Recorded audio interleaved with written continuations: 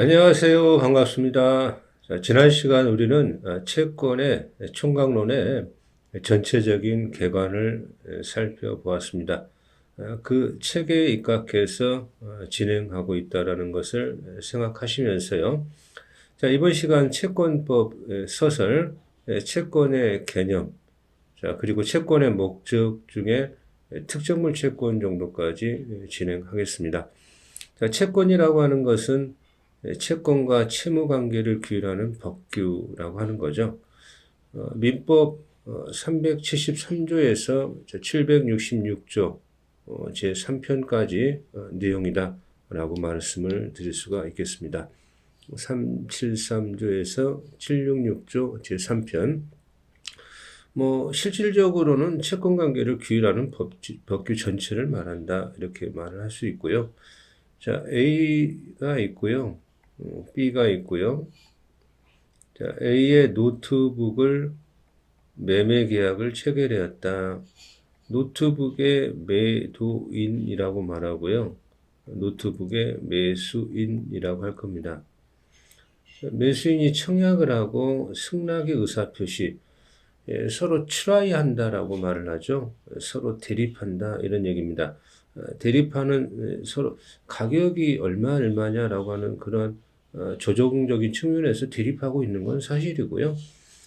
서로 대립하는 의사표시의 합의가 어느 정도 이루어지게 되면, 자, 이렇게 재산권을 이전하겠다, 대금을 지급하겠다라는 계약을 우리는 이름으로 매매라고 말하게 될 겁니다.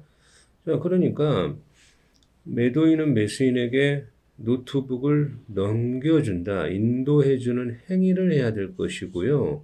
매수인은 매도인에게 대금을 지급해야 되는 행위, 자, 이걸 우리는 급부라고 하는 겁니다. 급부.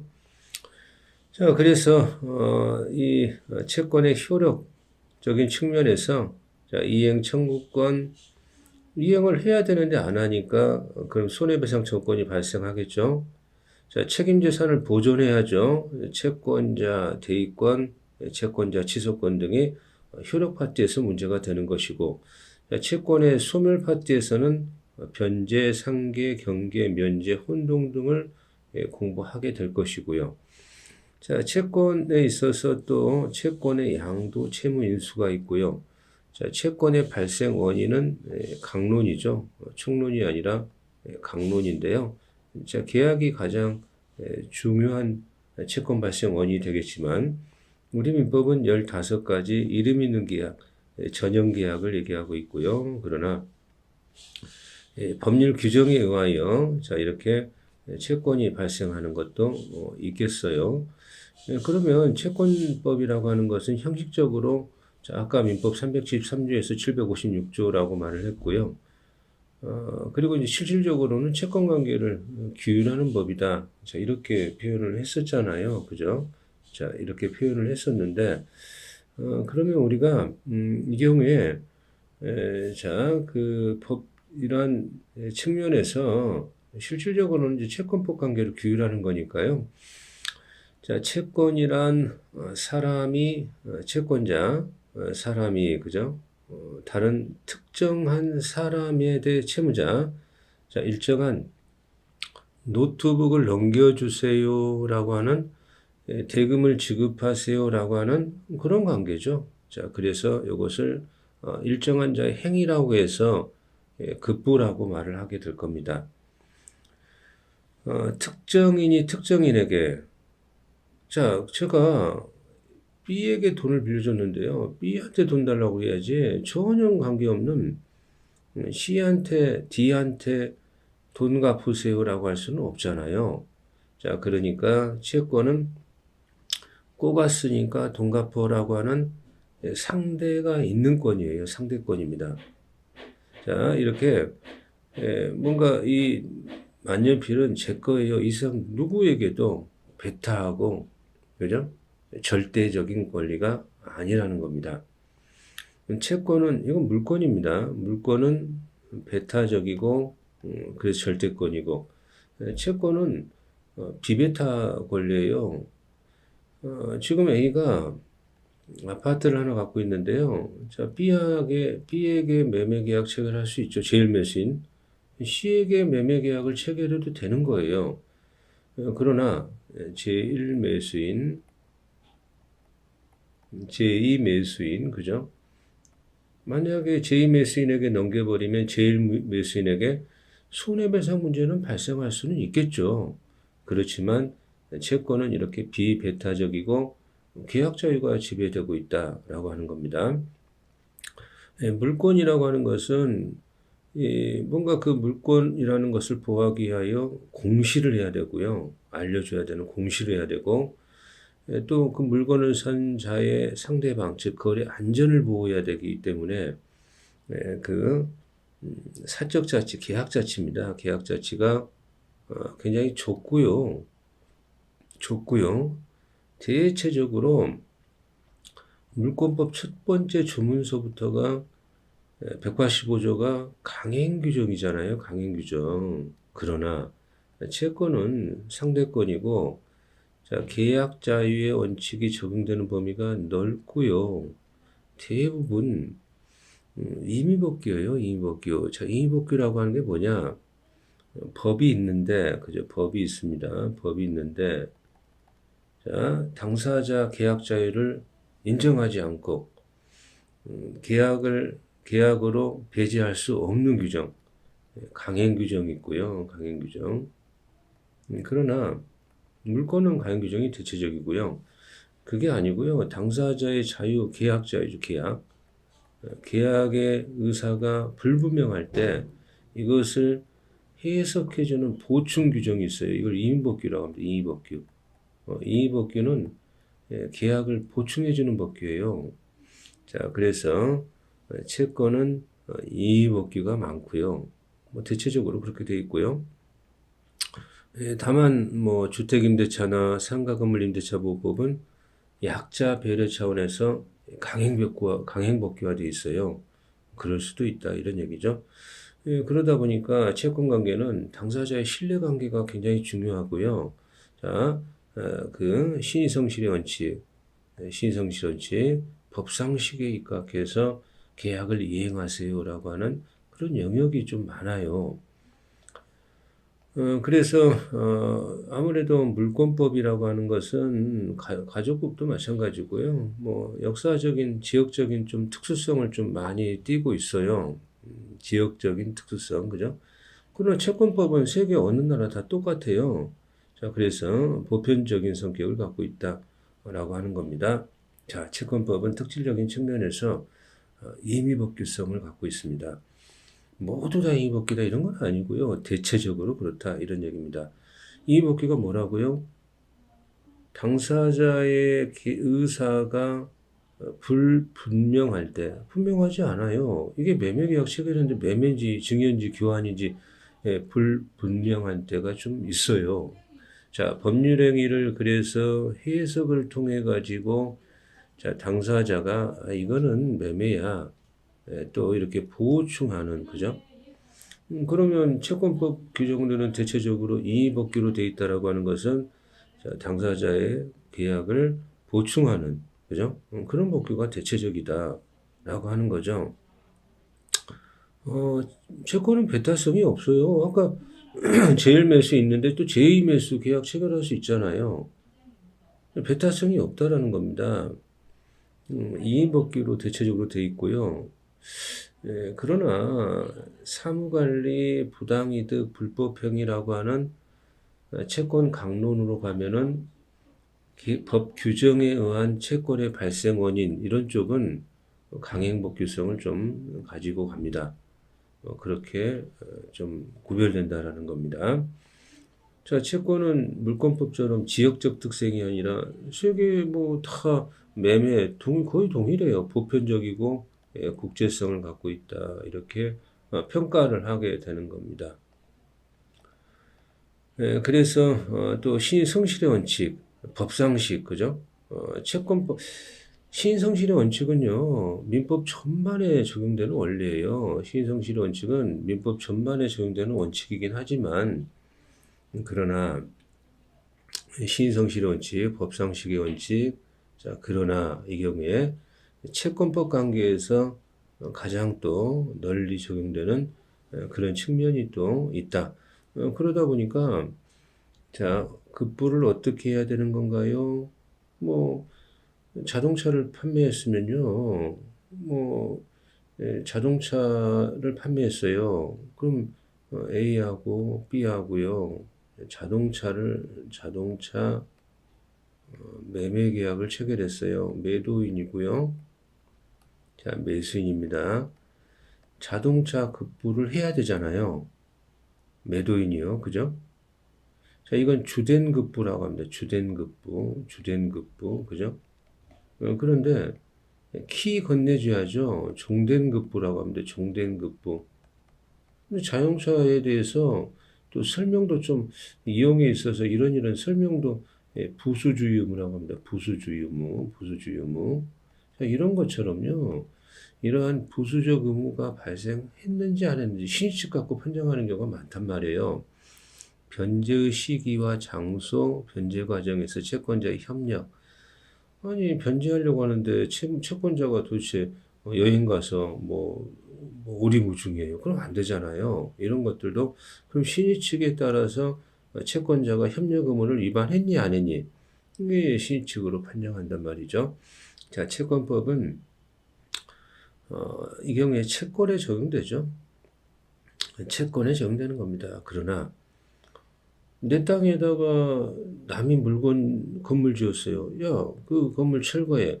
물권적 청구권, 그죠? 유아인도 청구권. 이렇게 물권 친족 상속관계에서 생긴 청구권에 대해서도 채권법은 적용도 가능하다. 적용되고 있다. 뭐 이런 얘기죠.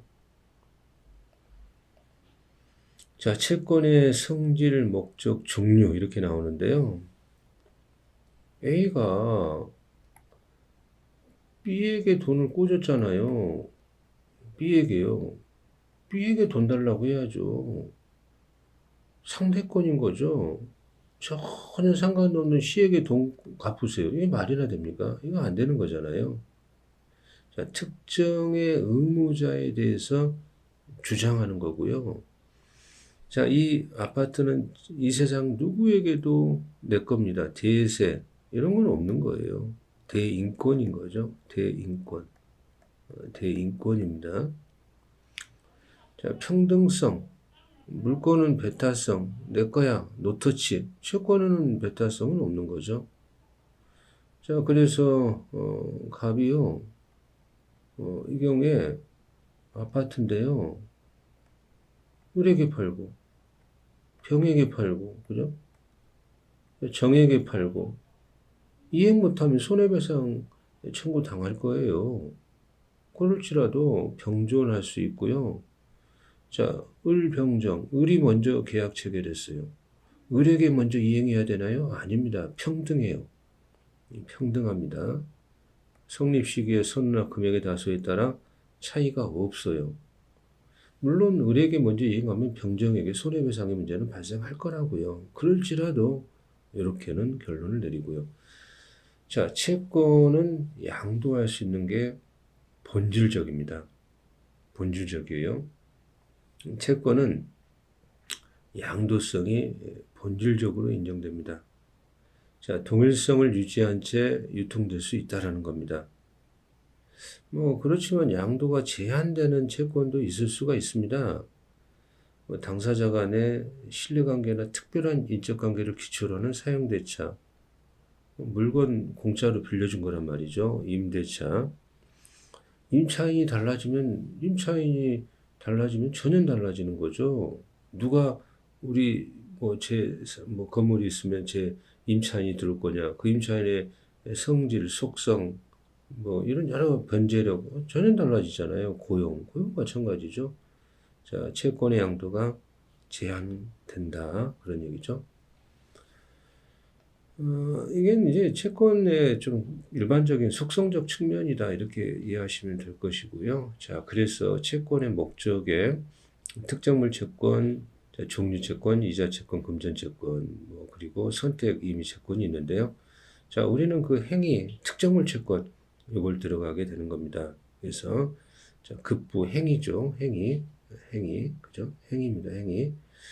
이 행위인데 이 행위에 대하여 급부, 뭐 급부라고도 하고요, 행위라고도 하고요, 채권의 목적이라고도 하고요, 내용이라고도 하고요, 객체라고도 하고요. 똑같은 말들이에요. 똑같은 말. 자, 그래서 우리가 민법 총칙에서 배웠듯이 목적이 확정할 수 있고 확정 못하면 무효고요. 가능해야 되고 가능 못하면 무효고요. 적법해야 되고요. 너무나 유명한 민법 103조, 103조죠. 사회적으로 타당성을 가지고 있어야 되고요. 자, 그런데 민법 373조가 금전으로 가액을 산정할 수 없는 급부도 이를 채권의 목적으로 할 수 있다. 뭐 절에서 불공을 드리는 계약, 그죠? 뭐 애기들을 뭐 돌봐주는 계약, 이것도 가능하거든요. 자, 그렇죠? 네, 그래서 이제 급부의 종류로는요, 뭐 여러 가지가 있습니다. 뭔가를 해야 되는 급부, 자기, 자, 뭔가를 하지 않아야 되는 급부, 자, 뭐 특정물 급부에서 노트북을 넘겨줘야 되는 급부, 그죠? 그런데 뭐 노무 공급 계약에서 뭐 노무 공급을 해야 되는 뭐 하는 급부, 그죠? 이런 게 있고요. 자, 특정물 급부, 불특정 급부가 있고 가분, 불가분. 자, 일시적 급부, 일시적으로 급부해서 이제 목적이 달성하는데요. 계속적으로 해야 되고요. 획기적 급부라고 하는 것은 일정한 시간 간격을 두고요. 뭐 신문 배달 이런 거죠. 신문 배달, 신문을 배달하는 급부, 뭐 이런 걸 회기 급부, 우유 배달 뭐 이런 겁니다. 뭐 월세 지급 이런 것도 회기 급부죠. 자, 그래서 민법은 특정물 채권, 종류 채권, 금자 채권, 이자 채권, 선택 채권 이걸 공부하러 들어가고요. 자, 뭐 이건 뭐 민법 총칙에 나오는 얘기인데요. 목적이 이행이 가능, 확정, 적법, 사회 타당성 확정할 수 있고 가능하고 즉 확가적사 이렇게 이건 뭐 너무나 기본적인 내용이고요. 예, 그러나 금전으로 산정할 수 없는 그죠? 불공들이는 급부 뭐 이것도 가능하다. 이것도 가능하다. 그죠? 가능하다. 자, 그래서 스님이 불공을 드리는 것, 강의 음악을 들은 채권, 아이를 돌봐주려 한 채권 이런 것들이 거기에 해당할 수 있고요. 자, 이것들도요. 가액을 산정할 수 없다라는 것이지 그것을 목적으로 했으니까 불이행 시에는요. 강제이행, 손해배상의 문제가 당연히 등장하게 되는 겁니다. 자, 그래서 채권의 종류의 자, 요 내용들을 자, 우리는 이제 들어가게 되는데요. 특정물 채권 요거 하나 자, 이번 시간 공부하겠습니다. 자, 특정물 채권이라고 하는 것은 특정물 말 그대로요. 종로구 서울특별시 종로구 1지번의 토지 매매 계약. 그러면 그 1번지의 토지를 이전해 줘야 될 거 아닙니까? 자, 특정물의 인도가 넘겨주는 인도가 채권의 목적인 거예요. 자, 그러면 채무자는 그 물건을 인도하기까지 선량한 관리자, 선관주의라고 합니다. 선관주의 의무로 보존해야 돼. 선관주의 의무가 있다라고 했는데 선관주의 의무 결여하게 되면 손해배상 문제가 발생합니다. 채무 불이행의 문제가 발생한다는 얘기예요. 자, 그래서 특정물 채권이란 특정물 인도를 목적으로 하는 채권으로 자, 특정물의 물건의 점유를 이전하는데 소유권까지도 이전을 해야 되는 거죠. 자, 그래서 특정물 채권의 발생 원인은 법률 규정에 의해서도 발생할 수도 있고 계약, 보통은 계약이죠. 유언으로도 성립할 수 있는데 증여, 매매, 교환 이런 어떤 자, 계약, 사용대차, 임대차, 임치 이런 계약에서 주로 자, 특정물 채권이 발생할 거다. 증여를 했다. 증여 목적물, 특정물을 넘겨줘야 될 거 아닙니까? 그렇죠? 자, 선관주의 의무가 있다라는 거죠. 거래계 보통의 주의 의무죠. 선관주의 의무는요, 특별한 의무가 아니라 거래의 일반적인 평균인에 요구되는 정도의 주의, 평균인에게, 그죠? 뭐 이런 주의를 결하면 추상적 경과실이 있어서 손해배상 문제가 발생하게 되는 거고요. 그러면 성관주의 의무를 다 했어요. 그러면 그 이행기에 그대로, 현상 그대로, 그 특정물 현상 그대로 인도하면 되는 거예요. 성관주의 의무를 다 했는데 불구하고 특정물이 멸실되었다, 손상이 있다라고 한다면 이거는 채무불이행의 문제는 안 나오는 겁니다. 채무자는 책임을 면하는 거예요. 나 성관 업무 이행기까지 성관 업무 다 잘했어. 그대로 이행하면 된다는 얘기죠. 자, 그래서 성관주의 의무를 게을리하여 그러면 이제 성관주의 의무를 게을리한 거잖아요. 그죠? 성관주의 의무를 게을리했으니까 과실이 있는 거죠. 고의나 과실. 성관 의무를 게을리했으니까 그러면 손해배상, 채무 불이행의 문제가 발생하게 되는 겁니다. 자, 그래서 주의 의무를 위반했다라고 해서 다른 물건으로 인도해야 된다. 그러면 틀리는 겁니다. 그건 없는 거예요. 그대로 현상대로 인도하고 성관 의무 했다면 면하는 거고 안 했다면 손해배상 문제가 발생하는 거죠. 자, 그렇기 때문에 성관주의 의무, 과실이 있는 거란 얘기죠. 그러면 특정물 채권은 어디서 인도해야 되나요? 당사자의 약정이 우선합니다. 약정. 어디에서 이전하기로 하자. 약정이 없다면 채권 성립 당시에 특정물이 있던 장소, 그죠? 약정 우선, 성립 당시 특정물이 있던 장소. 근데 채권의 원칙은요, 채무자가 들고 가서 채권자 주소지에 가서 이전하는 지참 채무가 원칙인데요. 이거 대 외이다. 채권자 주소지에서 하는 게 원칙인데 이거 대 외이다. 자, 그런데 성관주의 의무를 경감할 수 있답니다. 경감되는 분야가 있다. 민법의 전체적인 맥락 측면에서 거래의 보통의 주의 의무가 아니라 자기 재산의 주의 의무. 그러면 면해버리는 게 있어요. 그러니까 거래의 보통의 주의 의무보다 주의 의무를 줄여준 거예요. 경감한 겁니다. 가중한 게 아니라 경감한 거예요. 자, 무상수취인 컴퓨터를 하나 맡겼어요. 그러면 임치인이 공짜로 보관료 안 받는단 말이에요. 그 한 달 있다 갖다 줘야 되는데, 그럼 무상수취인은 거래의 평균적 주의 의무가 아니라 자기의 재산의 주의 의무로 경감시켜서 그 정도 주의를 결의했는데 손상이 있다. 그대로 면하는 거예요. 그냥 건네주면 되는 거예요. 자, 친권자가 자식의 재산관리 의무, 상속인의 상속재산관리 의무는 이거는 자기 재산의 주의, 구체적 경과실입니다. 이거는 꼭 좀 기억하셔야 됩니다. 성관 의무를 부담하지 않는 자, 성관 의무보다도 경감시킨 자, 자, 이렇게 이해하셔야 됩니다. 자, 임대차 관계가 있습니다. A가 빌려줬다, 임대인. B가 임차인입니다. 목적물을요, 컴퓨터도 되고, 동산도 되고, 부동산도 되고요. 어떤 기한을 정해서 월세 얼마 차임 정해가지고, 자, 사용 수익을 임차인이냐고, 점유를 임차인이냐고, 임대인은 월세 받고, 이게 임대차 계약이죠.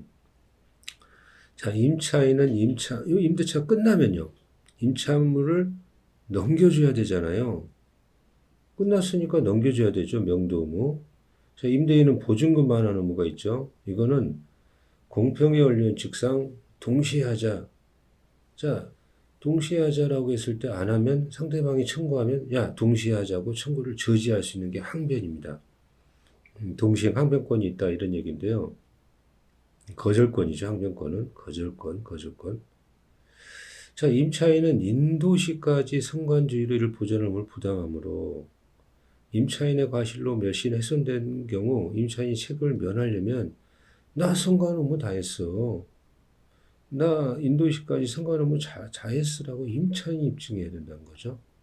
임차인이 입증해라.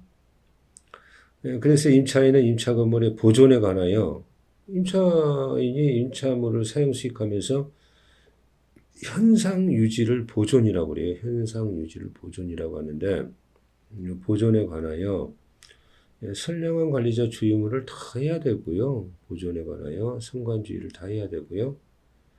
자, 임차물 반환 채무가 이행 불능이 되었다. 손해배상 책임 면하지 못하죠. 손해배상 책임 발생하죠. 그 이행 불능이 면하려면 임차인의 귀책이 아니야로 입증해야 된다는 얘기죠. 그래서 산에서 자연발화가 돼서 이렇게 후발불능이 됐어. 이행불능된 거야. 이런 걸 입증하면 손해배상 책임을 면할 소지가 있다, 면한다. 뭐 이런 어떤 판례가 되는 거죠. 자, 그래서 여기까지가 일단 우리는 채권 관계에 대해서 개념적 정의와 채권의 특성적 측면을 공부했고요. 뭐 급부에 특정물 채권 하나 공부한 거고요. 자, 다음 시간에 종류 채권 자 출발할게요. 자, 수고하셨습니다.